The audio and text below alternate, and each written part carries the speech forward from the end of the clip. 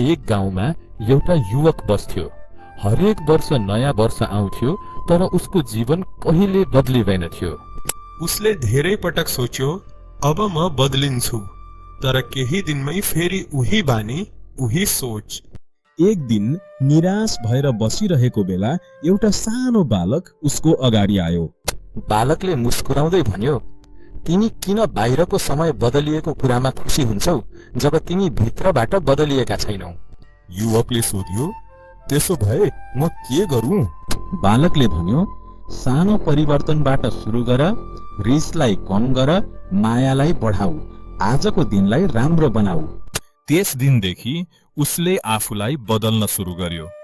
बिस्तारै उसको जीवन पनि बदलिँदै गयो। जब उसले पछाडि फर्केर हेर्यो, त्यो बालक हराइसकेको थियो, तर उसले एउटा कुरा बुझिसकेको थियो। नयाँ वर्ष पात्रोले होइन, हाम्रो सोच र कर्मले सुरु हुन्छ। आजबाट सुरु गरौँ आफूलाई बदल्ने यात्रा। तपाईं सम्पूर्णमा नयाँ वर्षको हार्दिक शुभकामना। यो वर्ष तपाईंको लागि शुभ रहोस्।